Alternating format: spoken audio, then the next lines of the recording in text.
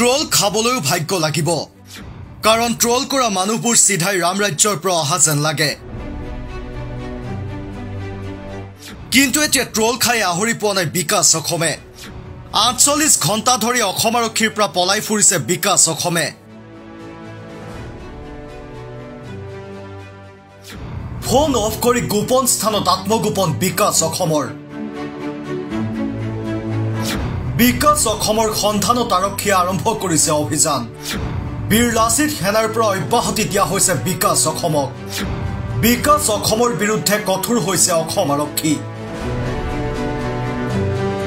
অপহৰণ তথা ধন দাবীৰ সৈতে নাম হাঙুৰ খোৱাৰ পাছতে বীৰ লাচিত সেনাৰ নেতা বিকাশ অসমৰ বিৰুদ্ধে কঠোৰ হৈছে অসম আৰক্ষী ফোন অফ কৰি ইতিমধ্যে গোপন স্থানত আত্মগোপন কৰা বিকাশ অসমৰ সন্ধানত আৰক্ষীয়ে আৰম্ভ কৰিছে অভিযান আৰক্ষীৰ এনে অভিযানৰ পাছতে বীৰ লাচিত সেনাৰ নেতা শৃংখল চলিহাই ঘোষণা কৰিছে অভিযোগ মুক্ত নোহোৱালৈকে বিকাশ অসমক অব্যাহতি দিয়া হৈছে বীৰ লাচিত সেনাৰ পৰা আজিৰ পৰা কাৰ্যকৰী হোৱাকৈ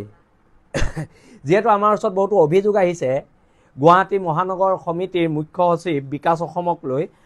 আজিৰ পৰা কাৰ্যকৰী হোৱালৈকে যেতিয়ালৈকে তেওঁৰ বিৰুদ্ধে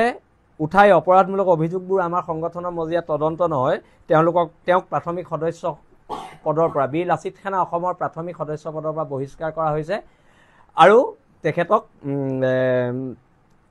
কামৰূপ মহানগৰৰ সকলো সমিতিৰ পৰা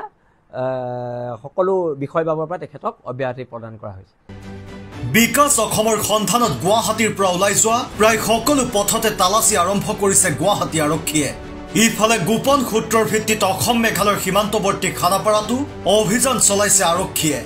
ফোন অফ থকাৰ বাবে এতিয়ালৈকে বিকাশ অসমৰ লোকেশ্যন ট্ৰেক কৰিব পৰা নাই বুলি সদৰি কৰিছে আৰক্ষীয়ে অচিৰে বিকাশ অসমৰ সন্ধান ওলাব বুলিও সদৰি কৰিছে গুৱাহাটী আৰক্ষীয়ে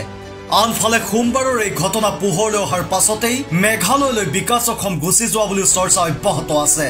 দিনৰ ভাগৰ পৰাই দুইটা ফোন বন্ধ কৰি ৰাখিছে বিকাশ অসমে আনফালে বীৰ লাচিত সেনাৰ বিৰুদ্ধে মুখ্যমন্ত্ৰীৰ নিৰ্দেশত কঠোৰ হৈছে অসম আৰক্ষী লাচিত সেনাৰ কাৰ্যকলাপক লৈ আমি গভীৰ অসন্তুষ্ট আৰু তেওঁলোকৰ কাৰ্যকলাপক আমি গভীৰ উদ্বেগেৰে সৈতে লক্ষ্য কৰি আছোঁ আলফাৰ দৰে লাচিত সেনাক হয়তো আমি এটা দিন আহিব আমি বেন কৰিবও লাগিব কাৰণ ব্যৱসায়ীসকলক লাচিত সেনাই যথেষ্ট অত্যাচাৰ কৰে অসমত ব্যৱসায়ৰ পৰিৱেশ এটা যোৱা দুমাহ তেওঁলোকে একেবাৰে নষ্ট কৰি দিছে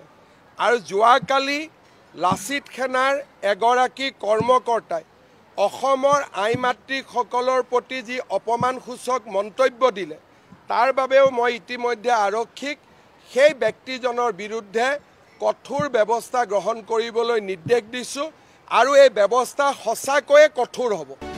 সংগঠনটোৰ মুখ্য সচিবকে ধৰি অন্য 3 গৰাকীকৈ শীৰ্ষ নেতাক এতিয়াও দিছপুৰ আৰক্ষীয়ে আটক কৰি ৰাখিছে শৃংখল চলিহাই ঘটনাক কেন্দ্ৰ কৰি চৰকাৰক তীব্ৰ কটাক্ষ কৰাৰ লগতে বিনা চৰ্তে আটাইকেইগৰাকী নেতাক মুক্তি কৰি দিয়াৰ দাবী জনাইছে আৰু যোনে ভুল কৰিছে তাৰ ওপৰত ব্যৱস্থা হ'ব আৰু অনাগত দিনতো ব্যৱস্থা হ'ব আজিও ব্যৱস্থা হৈছে কাইলৈও ব্যৱস্থা হ'ব কি নিৰ্দোষী মানুহ এজনক দুখী টেগ লগাই আপোনালোকে জেলত ভৰোৱা কিয় চক্ৰান্ত কৰিছে এতিয়া আমি চৰকাৰক অনুৰোধ কৰিম নে দাবী জনাম আমি দাবী জনাইছোঁ আৰু চৰকাৰক সকীয়াই দিছোঁ ৰন্তু পানী ফুকন উৎপল অসম তন্ময় চেতিয়াক অতি শীঘ্ৰে আপোনালোকে এৰি দিয়ক